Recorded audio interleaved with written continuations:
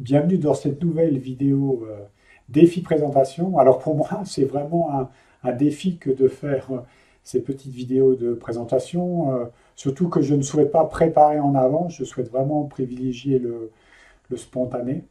Et je me rends compte que ça vient vraiment me chercher à l'intérieur et ça m'oblige à me poser des questions.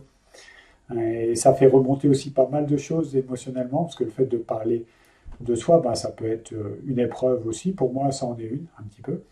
Et donc, du coup, je vais m'appuyer pour que ce soit vraiment le plus spontané que possible sur ma journée.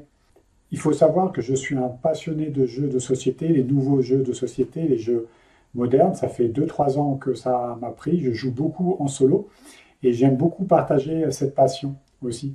Donc, du coup, je me suis investi en tant que bénévole dans une ludothèque de ma petite ville.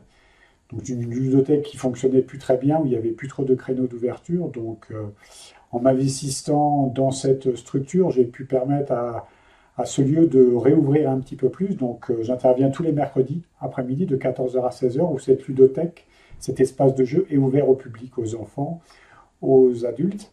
Et c'est vraiment quelque chose qui me passionne. À chaque fois, je ne vois pas mon après-midi passer. Comme on relance la ludothèque, pour l'instant, il n'y a pas beaucoup de passages, mais on a quand même eu un beau passage aujourd'hui avec une mère et ses 2 enfants. Donc on a pu jouer ensemble, je leur ai proposé un jeu, je l'ai présenté, puis on a joué ensemble, et c'était vraiment un beau moment de partage. Et ce qui me plaît dans le jeu, en fait, c'est ça.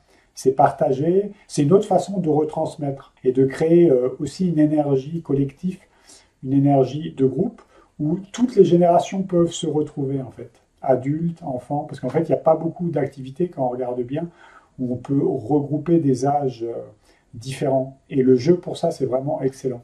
Sachant qu'il existe plein de types de jeux différents, des jeux de cartes, des jeux de plateau. Moi, je m'intéresse un petit peu à tout type de jeux, les jeux narratifs. Il y a plein de choses.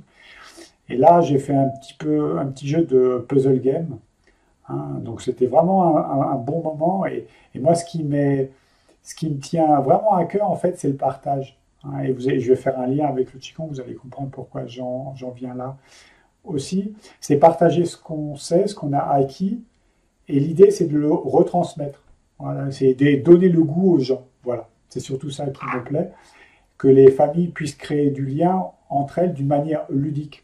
Et comme cette mère avec les 2 enfants, quand ils sont repartis, ils ont emprunté 2 nouveaux jeux, donc ils pourront jouer aussi avec eux et entre eux. Moi, le jeu de société, je joue beaucoup en solo, seul, parce que c'est un aspect que j'aime beaucoup aussi, parce que je suis assez solitaire aussi, et ça me permet de comprendre les rouages, les mécaniques, et de me permettre de mieux présenter les jeux aussi après. Alors, pourquoi un parallèle avec le Qigong? Pourquoi? Parce que pour moi, le jeu, c'est une mise en lien. Hein, c'est créer du lien.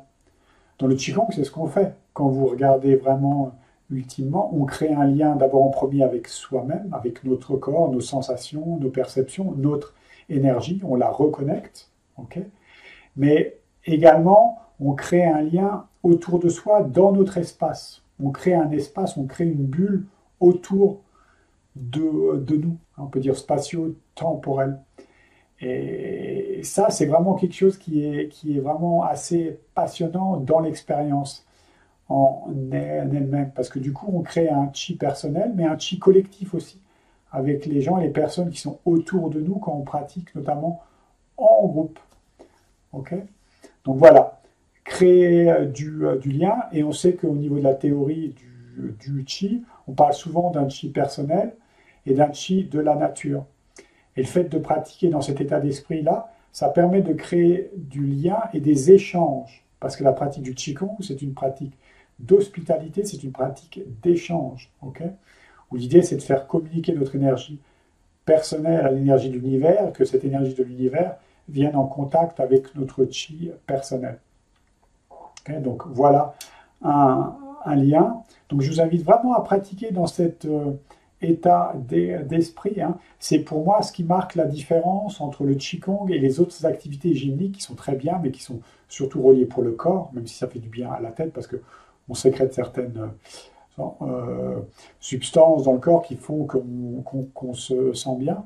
Mais vraiment, la particularité des arts internes, hein, c'est vraiment ça. C'est vraiment s'appuyer sur des principes et chercher un échange entre ce chi externe et ce chi interne. Voilà pour cette deuxième vidéo. Je vous dis à bientôt. Je vous invite vraiment à liker, à mettre un petit mot pour dire voilà comment vous réagissez par rapport à ce que je peux vous dire. Est-ce que ça réveille des choses? Est-ce que vous êtes sur la même fréquence que moi ou pas? Si vous ne l'êtes pas, c'est très bien aussi, mais vous entendre, ça pourrait être intéressant. Peut-être que vous avez d'autres arguments, une autre vision qui serait intéressante. Quand on se confronte aussi, ça peut être intéressant du moment que c'est fait avec bienveillance, hein, tout se passe bien. Voilà, bah écoutez, je vous dis à très bientôt et à demain. Ciao!